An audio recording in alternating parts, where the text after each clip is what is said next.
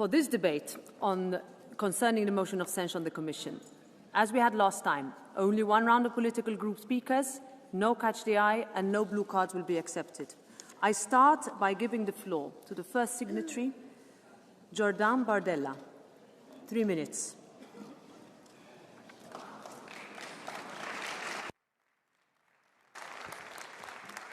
Merci, Madame la Présidente. Madame. Thank you, Madam President. President von der Leyen, Madam. For many years now, under your presidency, the European Union has been rushing headlong to no one knows where. The Mercosur agreement with South America is a sad symbol of this. In the face of Trump's America, you haven't managed to reach an agreement without counterparties. You actually signed the trade surrender of Europe. While other major powers are fighting hard to defend their interests, you're handing everything to our competitors on a plateau. Our factories, our jobs, our industry. Next, you came forward with a proposal for a European budget up by 86%, while people back in our home states are being expected to tighten their belts. At the same time, you're sabotaging the CAP by depriving farmers of 24% of the funding they need to survive. If there were any doubt about the consideration you have for our farmers, I think those doubts can now be dispelled. This headlong rush also takes place in terms of bureaucracy. Thousands and thousands of new texts. Europe is, once again, the world champion of red tape. By doing this, you are punishing our businesses by forcing them into a process of degrowth, which is a sign of the death warrant. Madam, for the first time for 50 years, the French agricultural trade balance will be in deficit. And it seems you've killed the European motor industry for many years to come. Migration too, the European Migration Pact threatens to slap financial sanctions on member states, thereby forcing us to accept more and more migrants at the local level. Enlargement also continues, ridiculous enlargements. Tomorrow, Turkey perhaps, which is completely alien to our civilization, will be sitting down around our table. In the near future, there will soon be nothing left of Europe except a sad image with flags to Iran, Syria. Madam, you seem to be believing, dreaming of a Europe without governments. Your commissioners are paid €27,000 a month, and red tape is out of control. It's not just Europe is not a machine, it's a civilization. Civilizations can be managed by the imposition of standards with the consent of the people. As together with the French members from the European People's Party, I would say this censorship brings us to a moment of truth. You can't turn a blind eye to our farmers. Voting for the motion of no confidence in the European Commission won't destroy Europe, it will save it. For us, the Patriots, one thing is sure. We'll be voting, our heads held high, in favour of this motion of no confidence. This is a vote against the Europe of Macron, the Europe of von der Leyen. Above all, this is a vote for the survival of Europe of free nations. Now I give the floor to the first signatory of the second motion, Manon Aubry. 3 minutes.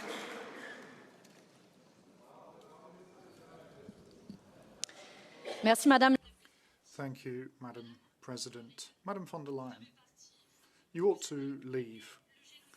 You have been accompanying the genocide in Gaza by your cowardness and inaction. Tens of thousands of civilians and children have been left to die under Israeli bombs. You still refuse to stop trade relations with Israel and to introduce an arms embargo when we're looking at the 19th package of sanctions against Russia. Given those numbers, how can you look at an entire people being decimated, children starving? Madam von der Leyen, you should leave. You've capitulated to Donald Trump, not just by supporting his neo-colonialist plan for Gaza, but also by giving way on all of the economic demands of Europe to benefit the US. It's been a one-way street against democracy, the vassalization of the EU and accepting the fascisation of Europe. You should leave, Madam von der Leyen. You've acted against democracy with this Mercosur free trade agreement, disregarding national votes in parliaments and the unity of the member states. You're killing off our agriculture. You're poisoning with dangerous pesticides and destroying the planet. Madam von der Leyen, you should leave. Because it's a fact. For a year now, we've seen your administration looking solely at economic governance, looking at large corporations who are responsible for human rights violations, and yet you don't do anything about it. Reorientate this. You can hear the right and extreme right applauding your actions. Extreme right, well, let's talk about them. They spread their hate everywhere. Their abject policies, criminalizing abortion, targeting LGBT people, a knife in the back of the rule of law, and I'll leave it there. It's this extreme right that you're answering to. You, Mr. Manfred Weber, as well, you've decided to build your majorities. So the motion of no confidence from Jordan Bardella's group is hypocritical to the extreme. Mrs. von der Leyen, you ought to leave. We see people who are losing their jobs, who can't pay their bills, the destruction of public services under your budgetary austerity. You can find money, however, for assault tanks, but not for hospitals. Madam von der Leyen, 60% of Europeans would like to see you leave office. You ought to leave. This motion of no confidence is also a moment for political clarity between those who want to pursue your deleterious policies to benefit a small number of people and those who are fighting the fight against you. To colleagues in the Greens and the Socialists in this chamber, what have you won in this single year of Ms. von der Leyen's administration if it's not just complicity with genocide and the forcing through of free trade agreements against our will? Madam von der Leyen, you should leave. Colleagues, it's time to choose. Now I give the floor to the President of the European Commission, Ursula von der Leyen, for 10 minutes.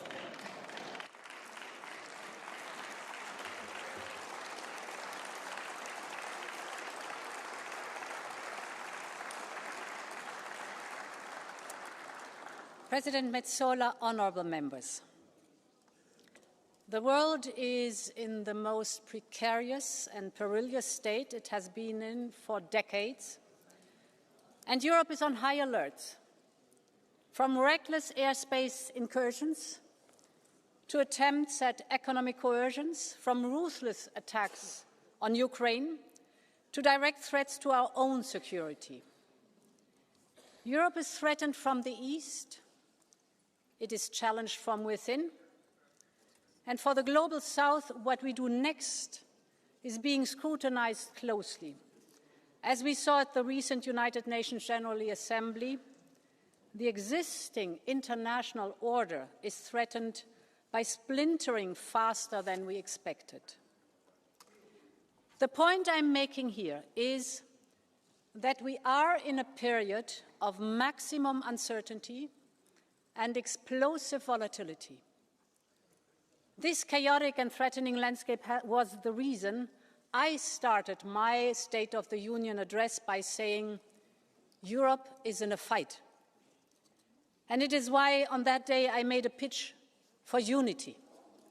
Today I want to reaffirm my commitment to work with all of you to keep that unity inside this Parliament, among member states, and between our institutions. The point of this unity is not necessarily for all of us to agree on every detail. In fact, tension and debate is an inherent and important part of policy making. But perhaps more than ever before, it is about the bigger picture, about rallying around the things we do have in common to deliver for the Europeans in this dangerous world, to bolster our security, to protect our democracy, to support our industry, to strengthen our social model. The point I'm making is that we need to focus on what really matters, which is to deliver for Europeans. Because, honourable members, the truth is that our adversaries are not only ready to exploit any divisions, They are actively inciting those divisions in the first place. Just look at the last few weeks. On the same day as we met here to discuss the State of the Union, 24 Russian drones entered the Polish airspace. We've seen Russian fighter jets pushing boundaries above Estonian airspace. And we have seen a number of drones in the skies above Europe causing disruption at our airports. And look at what happened in Sochi just last week, where Putin gave his annual Valdai Club speech. We should listen very carefully to his words. He put the blame on Europe for his continued war of aggression in Ukraine. He crowed about what he coined as the cracks of the edifice of Europe and the shaken unity within our union. He's not hiding his contempt for our union and the foundation it is built on, and he is not hiding his glee and support for all of his obedient friends in Europe who are doing his work for him. This is the oldest trick in the book. Sow division, spread disinformation, create a scapegoat, all to turn Europeans against each other, to try to lower our guard while we fight each other, to weaken our resolve and our resilience. This is a trap, and we simply cannot fail for it.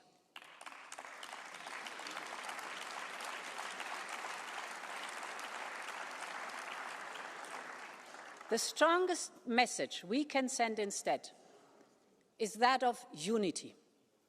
Whether we are working on our defense readiness, or building our democracy shield, on boosting our competitiveness, or on creating quality jobs for all in today's modern economy, this is what we need to focus on. And this is what myself and the entire college here by my side want to work on with this House. Honourable members, of course I know there are some of you who are still unsure how to vote later this week, but who are also concerned about some of the issues these motions mention in passing, whether on Gaza or Ukraine, trade or the United States. I know that they come from a place of genuine and legitimate concerns. And there are other topics that are causing worries concerning our economic security, like dependencies, cost of living, bureaucracy, food security, climate change, how to protect our democracies and societies. The list is long. This is why I want to renew my pledge that this college will engage with you in whatever format is needed to try to find the answers together. I believe it is a common responsibility that we all have in this dangerous moment in history, and I know that this House is ready to take on its responsibility to deliver for Europeans when it matters the most. And you can count on me and this Commission to share that responsibility with you, because the message we send now will reverberate around Europe and beyond. And I believe that message must be a message of unity and that Europe stands together and it delivers together. Thank you, and long live Europe. Thank you.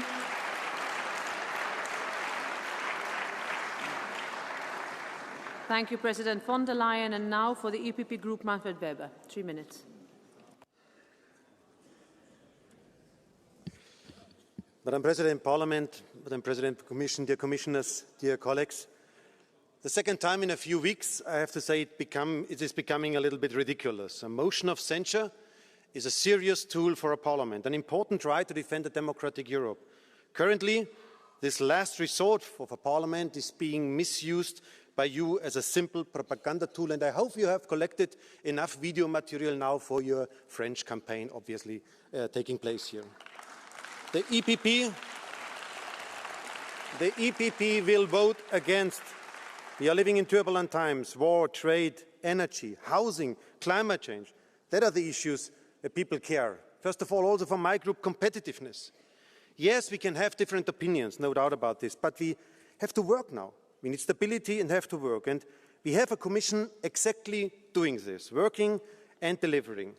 And for us as EPP, it's clear we support our Commission. And Ursula, let me also thank you personally. All leaders face in this moment of time enormous challenges. Leaders are fundamentally challenged in times of big changes. And that's why thank you for your service. We support again our Commission President and also our Commission for their work. And it's funny to see that we have today an initiative from the right extreme and from the left extremes joining forces. You should consider probably to join in one group, and I have already a group name for this initiative. We can call it WAA, and that is We Are Against, because that is exactly what you are showing every day. You have no idea, but showing where you are against. And let me just use one example in your common commitment. The US trade agreement. You know, when we speak about the US trade deal, you both criticized it. My first consideration is, where was then Viktor Orban, Alice Weidel, Le Pen, Salvini, when Ursula von der Leyen was fighting for European workers, farmers and business? They were silent. Orban was caring about his luxury holiday villa. Le Pen was concerned about the court cases on the table.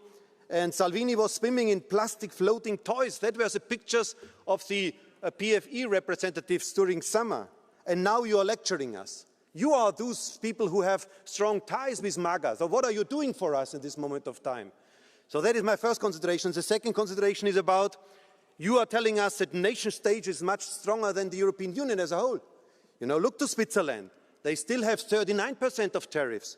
Look to the situation there. They have now a fundamental debate about chlorine chicken import. Ursula von der Leyen defended 50% and that's it, even for pharmaceutical. A big success in the last days. And we made clear that legislation for the European market is made here in this European Parliament, not in Washington, not in Silicon Valley. That it was achieved by under the leadership of Ursula von der Leyen and Šefčovič. So thank you for your service in these issues. I will not go in further content arguments, because you are fighting against any trade agreement, against any security architecture, against responsibility in fight against climate change. That's a reality. PFE and left, you both are united in your love of destruction. The EPP loves to build up, to achieve, to construct. We are the party of European integration. We will continue under the leadership of this strong Commission. Thank you so much. Thank you. Now I give the floor for the S&D to Irache Garcia Perez. 4 minutes. Gracias, President. Thank you very much, President.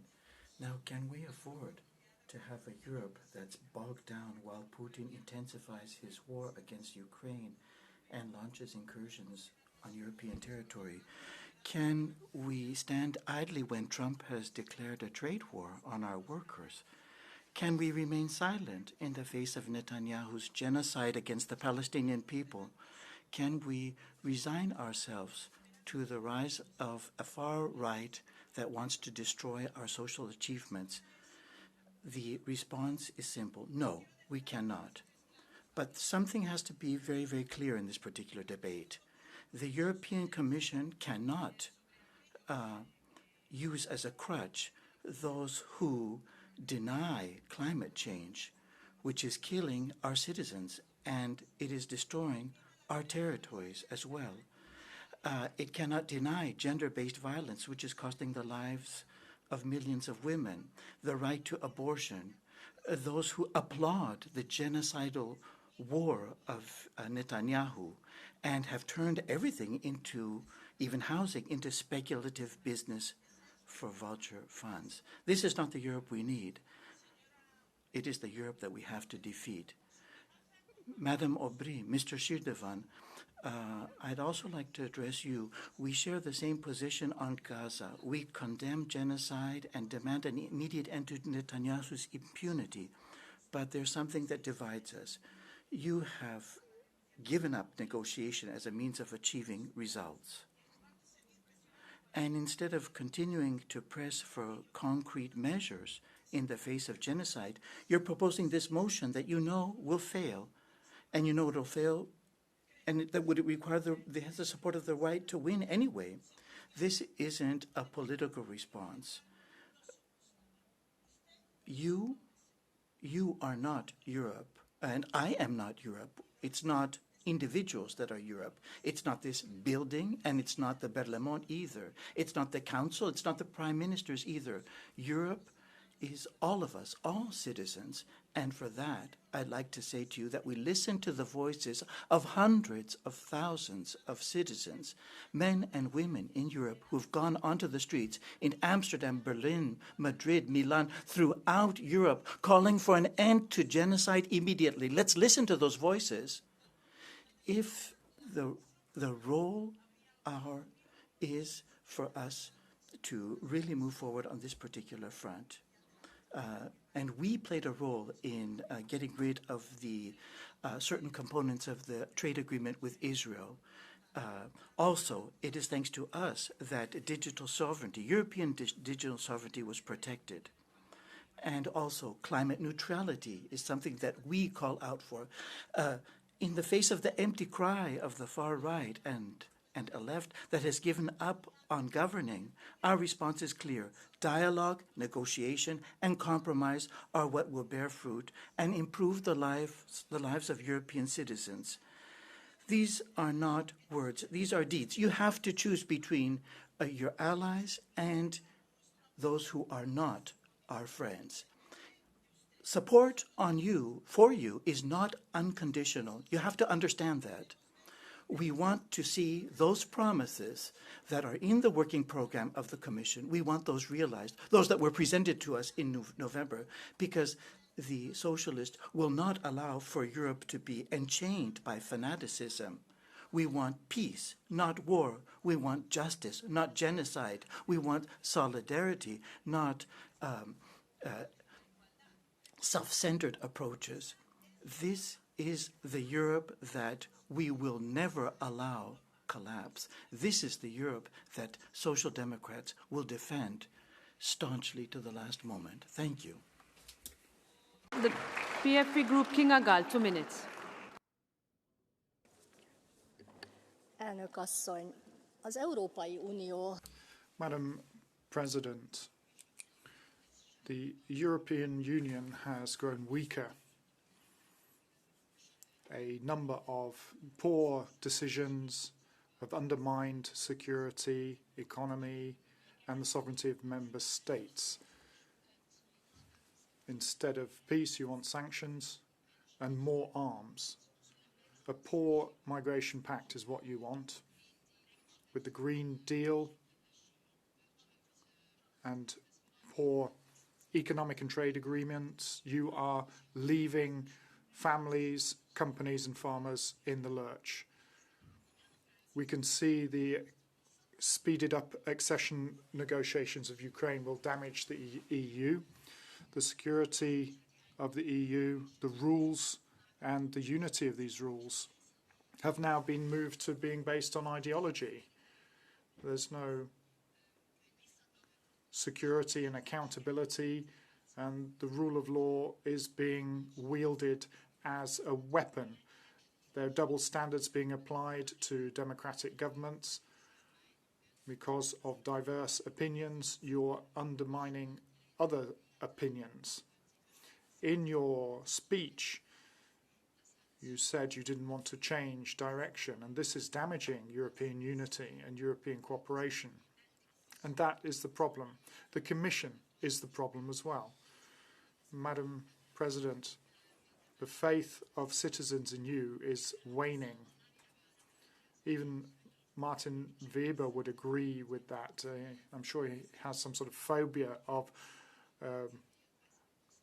my Prime Minister. And we've seen the election results in the Czech Republic. And we, therefore, Patriots for Europe, are demanding change. It is time for you to go. Thank you, Ms. Gall. Now for the ECR group, Nicola Procaccini. 3 minutes. 3 minutes. Grazie, Presidente. Thank you, Madam President. Two motions with the same objective. Some of the arguments are different, others are exactly the same. In the motion from the extreme left, the sole focus is on the Israel-Palestine question. Not a single word condemning Hamas. Not a single word referring to Israeli hostages, both dead and alive. No reference to the 7th of October, which the anniversary which we'll be celebrating. However, this absolute condemnation of Israel. This focus on Israel in the resolution leads, in effect, to an expression of solidarity with Putin's Russia. Another passage which is worth underlining is that which refers to the lack of response from the part of the Commission to the climate and social crisis. It's interesting to note here how cause and effect are linked. The idea that the Green Deal is actually a source of enormous social malaise, that's true. Moreover, the people of Europe are voting for the right rather than the left just because of that. I think your brain must be completely packed with ideology to fail to see this self-evident fact. This is quite different from the other motion we're talking about today. In that motion, too, there are quite justified points of criticism regarding the Commission's lack of transparency, its tendency to muscle in on national powers as set out in the European treaties. However, there are two issues on which these two motions coming from the two extremes of Parliament cover common ground. Criticism of the trade agreement with South America. There things get a bit more complicated. Obviously, it's very much, or would be very much in our interest to export our products duty-free to 700 million consumers. The problem, however, is it's European farmers who are already being crushed by the weight of the European Green Deal who are paying the price for this. And the fact is they will now be subjected to imports coming from across the Atlantic which aren't subjected to the same rules. At the same time, we have an agreement with the Pump administration. Of course, this agreement isn't perfect, but let's face up to the fact the European market is the best market for our exporters. The idea of a trade war with our main ally would only serve the interests of those who hate President Trump more than they love their own peoples. Of course, in the ECR, every national delegation will be free to vote on the basis of its own conscience and the interests of its own people. The European Union will, for us, never be a prison. It is an alliance of nations, which does not try to suffocate their hopes and aspirations, but promotes cooperation rather than pushing through its own ideas. Now I give the floor to Valérie Hayer, 3.5 minutes. Merci, Madame la Thank you, Madam President. Madam President, two new votes of no confidence coming from the two extremes of this chamber, but do cover a degree of common ground. Some other members have said that. We can see that this is undermining Europe, and we're seeing it being undermined from within. They're manipulating the concept of freedom of expression with the sole intent of sowing hatred. You can see that they share all this on their social media. They want to have this motion of censure to exploit as a social podium. And I would like to undermine the hypocrisy of this. When you're talking about against Mr. Trump, and yet you were the first to support him. And you, Manon Aubry, when you said nothing has been done against Benjamin Netanyahu's government 3 weeks ago, there was a proposal to act from Ms. von der Leyen, and you didn't support that. What had been negotiated and agreed on in this chamber on the occasion of the last plenary. That's the true face of these populists. They're agents provocateurs, they're trolls. Simple lesson for trolls: don't feed them. Don't give them the opportunity to exist. You don't deal with them. So, Madam President, of course, Renew will not be supporting this motion of censure, but that doesn't mean that everything's going well, because since the first motion of censure back in July this year, we cannot see any considerable progress having been made in this Parliament. The democratic majority in this chamber is not happy. We're still suffering. So it's up to you and your college to invest more in relations with this Parliament. But that's not everything. And I'm turning here to my EPP and Socialist colleagues now. Don't look to your extremes. Don't stop giving them oxygen by voting their amendments. Look to the centre. That's where things are happening. Because, Madam President, ladies and gentlemen, we have our work cut out. We have existential urgencies at the gate. There's a war in Ukraine. There's a cultural war assaulting our democracies. There's a trade and commerce war against the EU. So, ladies and gentlemen, we have to continue to stand against Putin. We need to stand shoulder to shoulder to defend our democracies. We need to stand unified to defend our competitiveness. Madam President, what we want now is action, specifics, results for Europeans. This weekend, once again, business leaders were asking me, how come that things have gone so far? How did Mr. Trump manage to do so much in a single term of office?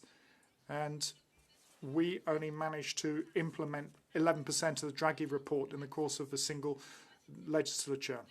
So we want positive action. 2026 should be the year of the Draghi report, and 2026 needs to be the year of the 28th regime of the Savings Union, Savings Investment Union, investment in public procurement. 2026 needs to be the year of generating a genuine European semester for the state of under the rule of law. We need to start discussion on the reform of our institutions. Our group, Madam President, is ready to roll out that agenda.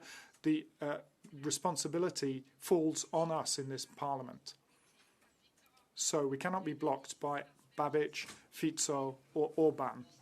Let's wake up. We're at an important juncture. Either we're going to take the right path or we're going to condemn ourselves to the dustbin of history, and Renew will never accept that. Now I give the floor to Terry Reintke. 3 minutes. Thanks, Madam President. Dear Commission President, dear Commissioners, dear colleagues. It is true, many European citizens feel a lack of leadership coming from this Commission. After a mandate where we were really fighting for the climate, we were moving forward the social agenda with the minimum wage directive. There was the first ever LGBTIQ equality strategy. We are now confronted with an unclarity regarding where you are actually leading us. The simplification agenda, for example, has become an entry point for headless deregulation, not only endangering our climate goals, but also making it impossible for our companies to plan ahead. And they rightfully ask themselves, will the Commission stand by the commitments made, or will they throw them under the omnibus? This is toxic for our businesses, and it creates distrust in our decision-making processes. Urgency procedures and delays of implementation have become widespread and poisoning. The latest example is yet another postponement of the implementation of the deforestation legislation. This has to stop. On the US deal, Madam President, many people felt humiliated over the summer because instead of clearly standing up to the bully in the White House and his tech bros, we have rewarded his erratic attacks on international law. And also, and this has been said before, your late reaction to the atrocities committed in Gaza have created anger and distrust all across the European Union. And colleagues, all of this criticism demands clear words and the change of the way how we do politics here. And for this, we need to see action in the Commission work program, on climate, on social. We have a housing crisis waging all over Europe, the deterioration of rule of law and fundamental rights, and yes, also stronger action, as has recently been started, on the devastating war in Gaza. We will hold this Commission to account to deliver on your promises. At the same time, colleagues, we cannot discuss any motion of censure without looking at the geopolitical situation that we are in. Brutal attacks in Ukraine, far-right gaining ground, and the dismantling of democracy in the United States. Do we really, in this crucial moment, want an institutional crisis of the European Union? What exactly would it solve for us, for Europeans, not to have a commission right now? To go through a long process of reappointing commissioners with exactly the same majorities here in this House and even worse majorities in Council? Would the member states magically suddenly change their political affiliation and move us into a better direction? No, that's wishful thinking. And what we need right now is a clear political strategy. Because we have to change course, yes, but we have to pick our instruments wisely. You can never take the Greens for granted. We demand to move forward on our issues, but we are ready to engage to solve all of these problems that are ahead of us. And in the end, Madam Commission President, the European Union is not weakened by yet another motion of censure, even if some people find it ridiculous. That will very likely be unsuccessful. What is our biggest problem right now is that your own political group is very often not clear on which side of this parliament they stand on. Do they want to work with a pro-European majority of the centre, or do they want to go with the far right that hates Europe and democracy? That is the question where we need clarity on to move forward on our issues. Thank you very much. Thank you. I give the floor now to Martin Schiedewan for the Left Group. 2 minutes.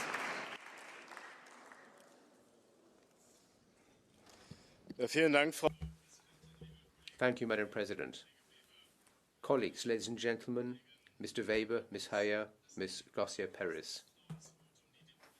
The fact that a democratic vote of no confidence threatens our democracy is rubbish. Every time the trainer of a football team is playing against relegation, every time a company or a business is threatened with bankruptcy, management has to leave. However, despite ongoing failure, some people in this House want to give the European Commission yet another chance, yet another chance. This is simply hollowing out trust in the European Union throughout our continent, and this is fundamentally damaging to our democracy. Ms. von der Leyen, you say that Europe has to deliver, but you're simply failing to do that. Your policies, which are characterized by whipping up fear and constant mistakes, you have failed the European Union by handing Donald Trump a trade agreement which will cost us thousands and thousands of jobs and economic disaster. You're concluding one economic agreement after another, thereby sacrificing our farmers and the whole internal market. People in Ukraine and Gaza are also continuing to suffer because the European Union has simply cast them into political irrelevance. At the same time, you are undermining our states and the rule of law by failing to fight the fight against climate change. So, your efforts to lead European policy-making mean Europe now finds itself in the second division in global policies. The time has come for you to leave office. You are politically bankrupt.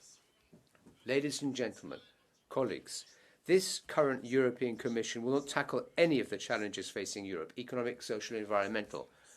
And we all know that. We have seen this for a long time. Abundant proof has been provided. So the things that you're talking about all the time simply demonstrate that we should be voting in favour of this motion. Thank you. Eva Zahajowska-Hernik. Pani Przewodnicząca, tym razem pani... Madam President, on this occasion, the right and the left want you to leave office. Your term of office has been characterised by arrogance, backdoor deals, and you have made us look ridiculous vis-à-vis the US. You have undermined our bargaining power, negotiating power, and allow us to be subjugated to the yoke of the US, and Mr. Trump is laughing at us. Maybe this should be an opportunity to generate jobs, but why should our citizens suffer? Maybe you could send your children, your husband, to the front to fight if you think that's worthwhile. And then thinking about Pfizergate, about what happened there. again, it was to the detriment of our health that all this happened. Issues of security, where you're making us dependent on others like Mercosur states and food coming from there, and undermining European agriculture. And then censorship and mass migration here in Europe. I'm sure some people are doing well, but Poland is not a government of this imperial. So leave office. For resolution B10 400 2025 and B10 402 2025 to wind up this debate, and the vote will be held on Thursday. Now we still have to do the points of order. I have 3 of them. I first give the floor to Mr. Bert-Jan Rausen. Go ahead. Yeah, point of order that you asked for, Mr. Rausen. It's true, it's maybe an hour ago, but yeah, we're doing it now. Thank you. Translation was a bit late, I think. Sorry for that. Thank you, Chair. I would like to refer to Rule 150 of the Parliament's Rules of Procedure. As we speak, Nigerian singer Yahya Sharif Aminu is facing a death penalty for sharing a song on the Prophet Mohammed. During a recent hearing, the public prosecutor spoke explicitly about the intention of the state to publicly execute Sharif Aminu. This is now in the hands of the Supreme Court, but the situation is very urgent. We have, in my opinion, to act now. As European Parliament, we've called for the immediate release of Yahya twice in 2023 and 2025. So I would like, Chair, to urge you to contact the Nigerian authorities again and call again for his immediate release. Thank you very much.